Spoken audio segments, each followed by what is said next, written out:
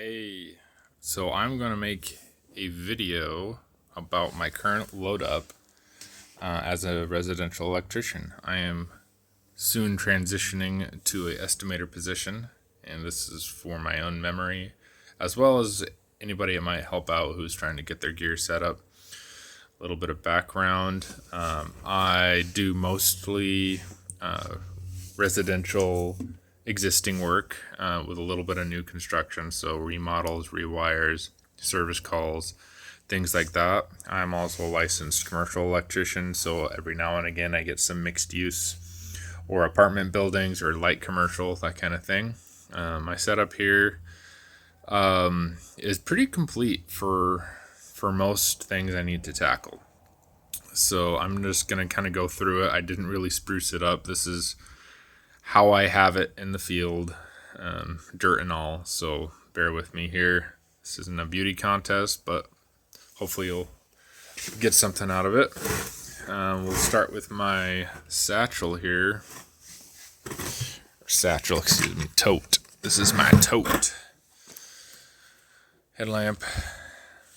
Always know where it is, even when it's dark.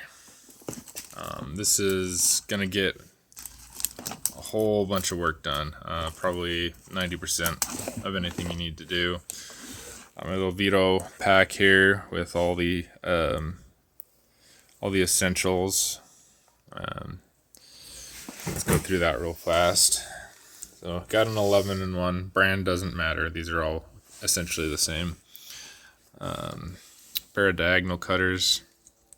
I like the ones with a little bit of an angle on them. These are Klein, but whatever your preference is, as long as it's quality. The old lineman's here, well loved. Keeping on going though. Weehaw. Flathead. Again, brand doesn't really matter as long as it's decent. Gonna have a few of these Milwaukee screwdrivers in here. So this Home Depot started carrying them instead of Klein. That's pretty much the only reason. Top tier strippers here. The Racketeers, the Crocs. Mostly it's a great price point, and I like a lot of the features on them. I don't take the springs off on purpose, but they just end up coming off over time. One of my favorite features on here is the 14-2-12-2 casing stripper. So that just makes things go a lot quicker. Stuff in boxes and things like that. It does have a little crimper on there. I'm not a big fan of the crimp sleeves for what I do. It can be useful in new construction, but yeah, I don't use that much. It does have the screw cutters on them. Got an 832 lodged in there, but yeah, it's fine. A folding knife, again, brand doesn't really matter. Having the push button on the side is nice though. Pen light, you can use that for, just a light, but it's also really useful for fishing through joists and things like that. You poke that through the hole and you can shine through. Helps you out with that. Carpenter pencil, you don't want to leave permanent marks on things when you're laying stuff out. Your tick tester or your contact list, whatever you want to call it. I only recommend Fluke. Been let down by every single other one except for them. So worth the extra $10-15 that those cost. Yeah. Also the Sharpies, the Milwaukee Inkzol. Never go wrong with that. I usually keep my other favorite Racketeer invention in there, the Racky bit. If I can find where I ended up putting that. Oh yeah. Usually keep a spare in here, but most of the time lives right there. Racky bit, right? So the number 2 Phillips, the number 2 square. Just flip that over. Best thing ever. So moving on. Impact. Again, I'm not a big brand person. Just whatever works, as long as it's a decent brand. Drill and impact. I do like to have the hammer feature on there. The 3 speeds I've found isn't necessarily great, but one thing about the DeWalt I do like is the work light feature. Really nice for if you're up in the attic. The newest version, you can adjust it for time and brightness and all that. Let's keep this moving. Got to have the demo driver, beater driver, right? Number 1 comes in handy. Cat's paw, tape measure. This is how I keep my paddle bits for drilling. I roll it up in the kit. These are basically the only sizes I end up using. Up to 1.25 inches. Mostly I use the 7/8. I get the heavy duty one as well for certain situations. It can be handy. You can also sharpen it if you got the skill and know-how, so that's nice.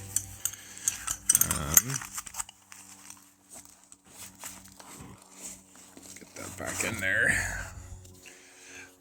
Flush cutters, those come in handy a lot for, removing old nails, especially inside of like an old round box or something. They used to nail those things in instead of screw them in, so that comes in handy. Don't use it all the time, but I definitely use it enough to justify carrying it.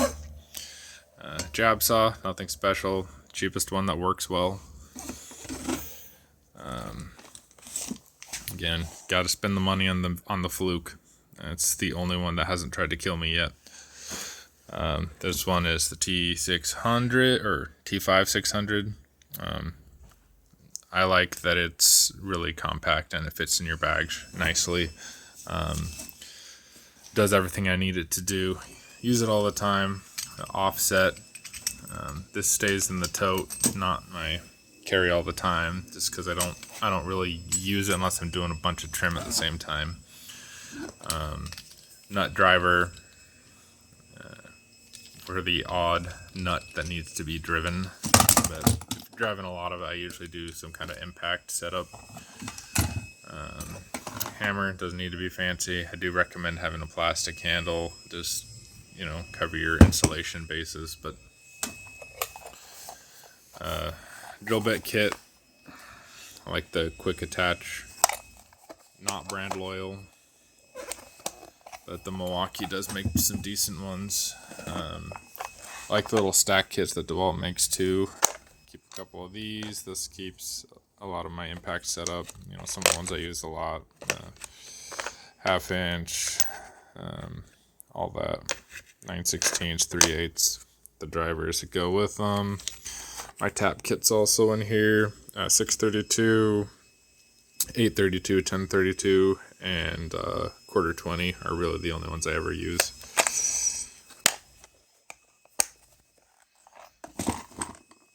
Gloves. Jack chain. This can come in clutch for fishing wire. Just drop it down the hole and it feeds with its own weight. Goes pretty much straight down like a plumb bob. Really nice. I like, make sure you get a decent one that has like a good finish on it. Makes it a lot easier. And the second one, just got, pretty standard impact bit set. Only thing that's missing from there is the 5/16, which is probably on one of my extensions. Yep. Great for ground screws. Magnetic, holds them in place. Can be handy, especially if somebody strips it out or something. A lot harder to strip out the hex head. Anyway, let me fumble with this. While I have it, a little 6-inch magnetic extension for any bits, and then any other other spare extensions I keep in here. Side pocket. Also have the latching one for drilling. My 1032 for tapping ground screws is on there right now. More pens. We always need those. Let's go through a couple of other ones here. Long screwdriver sometimes is needed for putting in fixtures or weird to reach places. Highly recommend this. It comes in handy for all kinds of stuff, from probing inside of walls to see where studs are, to trim screws, to stabbing your apprentice, whatever you want to do with it. But that is very nice. Insulated square drive. Use that one the most, I think, and it kind of just doubles as my general use square drive. Needle nose, bullet level, get a good one. Don't cheap on that. Same with the channel locks. Only channel locks I even like to use, period, are Nipex. Pretty much anything else just feels like trash to me. Funnily enough, I'm using the brand name channel locks. But they're my hex heads kit for, making up panels, using splices, that kind of stuff.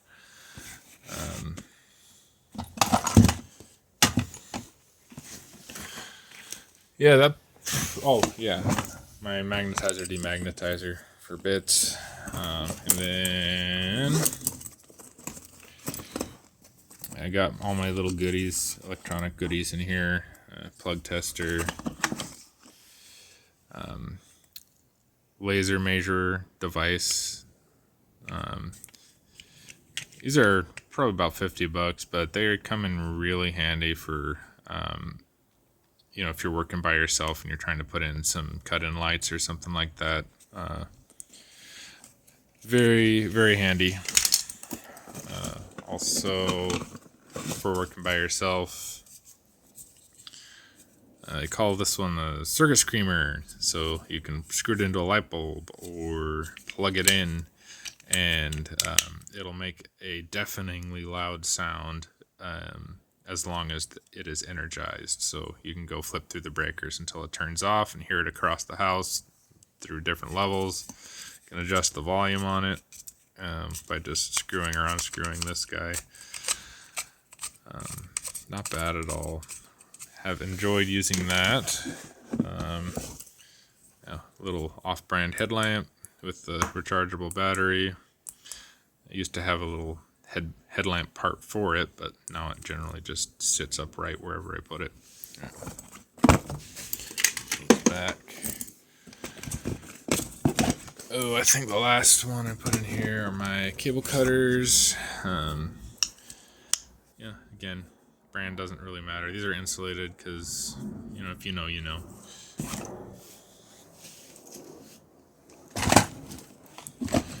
That pretty much covers that bag. Beside, of course, the attic drag bag. So that just, I don't feel like I really need to open it, but I will. It has just assorted things that you might want to carry with you in the attic, and it closes up so it's not going to dump out when you're crawling around, belly crawling and shit. You can hook that to your belt or whatever. Carry staples, wire nuts, whatever. Put these back in here. Alright, moving on to the Husky Pack Out. Why do I have Husky Pack Out? Because I'm a cheap bastard. But also, real talk, it is smaller. It's like 22 inches, I believe. Which makes it much more portable than some of the other pack outs. And if a pack out isn't portable, then why do you have it? Call this part my tackle box, because it's kind of resembles it, but all the screws, Wire nuts, RC50, staples, connectors. These are really nice to have for old work.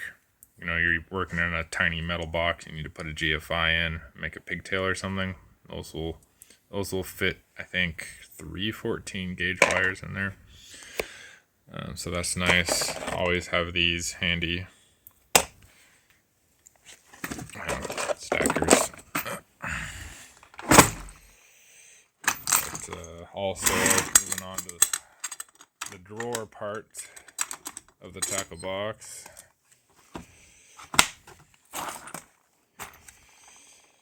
More odds and ends, splices, some mixed screws. Definitely always got to have the number 10s.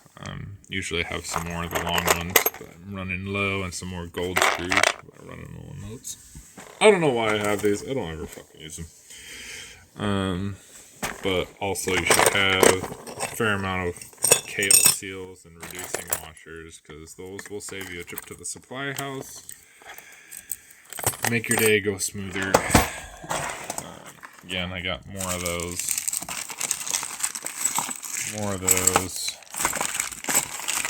Fun with this, you can use pull string or even the free shit you get at like Lowe's or Home Depot to tie down.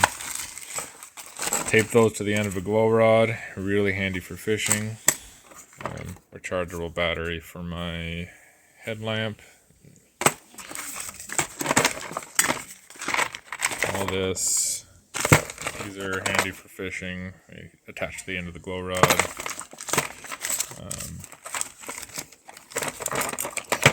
This auger bit sharpener. It can save your butt again. Fork terminals, you know, sometimes you need to work with stranded wire and you need to ground something. You don't have room for a pigtail, or you just don't want to pigtail, or it's not practical, like inside of an HVAC unit. Pretty good. These are for transitioning into copper from aluminum wiring, like 12 or 14 gauge. No locks filled. A few odd light fixture pieces here. So some of the nuts that hold them together, you know, you or your apprentice lose one. You know, those little beauty balls that always go into nowhere. Extra lock rings, that kind of stuff. But yeah, I mean, again, this is all as it is in the field, so we're getting real. My other insulated screwdriver, older panels, if you're working inside of there, sometimes you have a flat head. Sometimes you need to work with a thermostat or something, get your terminal screwdriver, and, you know, Phillips head. A friend of mine gifted me these. These are pretty sweet. I had no idea what they were even for, but you end up using them actually way more than you think, especially, you know, if you're trying to pull out a screw with a stripped head. That is nice. Little beady boys. I need to get the Cobras. Someone stole mine and they haven't healed enough to buy new ones yet. Drill bits that actually go in the drill. Stubby for the times when you need that. Hardly ever need it though, because I just pull the bits out of the 11 and 1. Again, anything you need to, weird odd tools. Sometimes I'll throw some stuff from here in here, depending on what I'm doing. But this is just set up to basically fully do most of what I need. Usually I take this top off, but I did some tomfoolery. Made like a fucking hatch there. Power tools. Got the fast charger. This is kind of neat. It's a kind of a duster, so it's out of a panel or something. Just takes a DeWalt battery. Just blow all the dust out of it. one-handed sawzall. That's a must. Love that. Does everything. Really powerful. Really slim. Of course, the oscillating multi-tool or fine tool, whatever you call it. I like the DeWalt one just because it has that quick release, which is nice. Highly recommend the Power Stack batteries. Those are sweet. Yeah. Oh yeah, and the hearing protection. I'm already deaf enough. I don't need to be more deaf.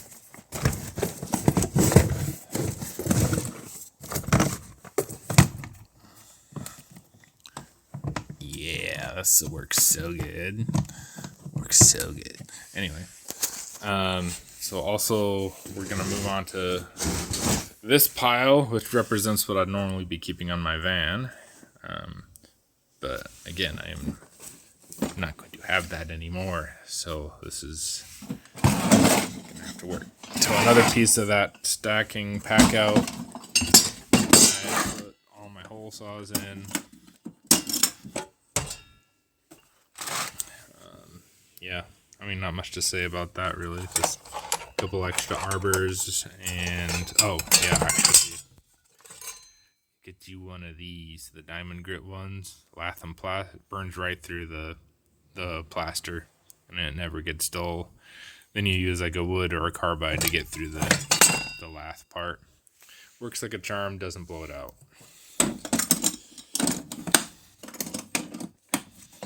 Okay. Gotta have the wipes for when you or your apprentice smudges up the wall. Respirator for crawling around the attic. That's a game changer. It makes it a lot more comfortable to be up there. Even more so than just a dust mask. My basket bowl is basically the Racketeer's dust bowl, but it's just half of a basketball. And yeah. Again, because I'm a cheap bastard. I keep the tool bags. I'll show my loadout on my tool bags in a separate video, but that is for if or when I need them. I don't usually wear them in finished homes. This contains my low voltage kit. I mean, if you've seen low voltage tools, then you know what it is. I'm not going to get into it. Hardly ever use it. It stays on the van. This is my big ol' East Wing. Use that to smash the fuck out of things if I need to. Heat gun, bending conduit. You know, that comes in really handy for offsets, or if you don't have a fitting and you need to make a fitting. It's slow, but it works well. Again, this can save the day. It is for irreversible crimps, which is legal to splice bonding and grounding wires together if you use the irreversible crimp. Fun fact. For cutting in panels or trenches, and get like a 24-inch level. Sand hammer or non-marring hammer. This comes in handy when throwing bigger Schedule 40 pipe together or apart. If you're dry fitting and it won't come off, this works really nice without fucking it up. If you're lucky enough to have power in an area, headlamp or a work light, use this for all kinds of stuff. Marking circuit numbers if I'm mapping knob and tube, or which I can go over in another video on how I do that as well. But or you know, making a rough panel schedule, whatever. I have two of these fast cutter kits. One is for metal, and then the other one I abuse and I use for PVC. Nothing really to see, just same shit. torque screwdriver. Don't fucking really use it, but I have it. Roto hammer and assorted bits for that. You can pick you up one of these. That can come in handy with a ground rod if you don't have a big pounder, which is definitely more ideal. Same with that guy. That's just in a pinch. You can go ape shit on some ground rods. Masonry, you need to stub wire out through I don't know, fucking concrete wall or something. Fireplace, brick. It's good for that. Gotta have the vacuum. I also have a company provided battery powered ones that I use mostly, but this is good for you're doing a big cleanup or you have a lot of dust to collect. Outside of the standard sizes, it's good to have the short ladder. Or at least for me, I'm a kind of a tall guy, and the 4-footer is often just too much for what I need. So move on, almost done here. Got a pretty wide collection of these glow rods.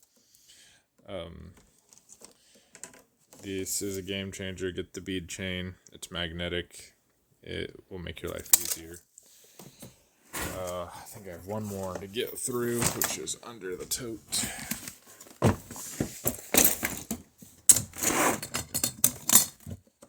To box. So this has tape, and it's pretty short for short runs, 25 feet. One of my more expensive tools, but it is very nice to have. Ratcheting cable cutter. Don't cheap out on it. They don't last. Ask me how I know.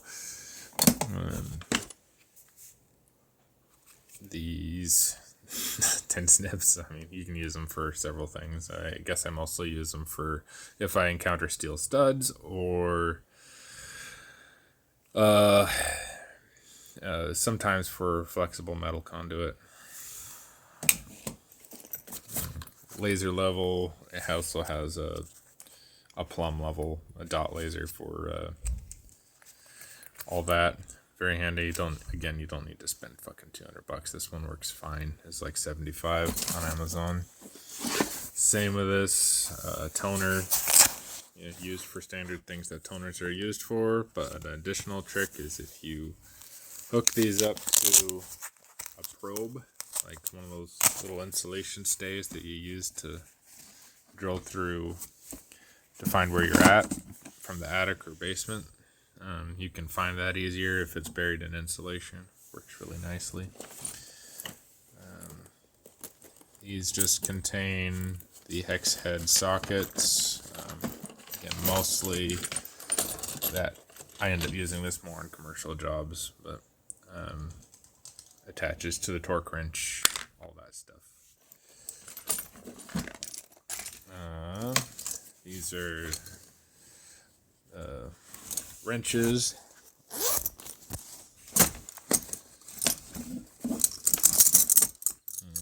like having this ratcheting thing. Ooh, makes it so nice. Sockets, standard sockets. Nothing expensive. Actually, I avoid expensive ones because I lose them a lot. What else? Yeah, that can make one less big tool to pack over if you're working with a bunch of PVC.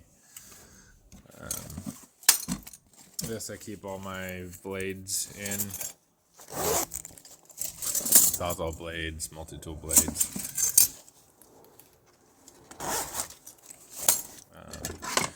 Chisel occasionally comes in handy. If I'm working with a lot of conduit, I'll use that. It's just a spare. Masonry or cold chisels. Sometimes you need to enlarge a hole going through brick or masonry. That works really nicely for that. Removing trim. Hardly ever use those. Sometimes big boy channel locks. Again, very occasional use. I do use a square because it makes for a very nice layout on a junction box, like a large junction box. It makes it go a lot quicker and smoother. Again, if you know, you know. And back up, Jane.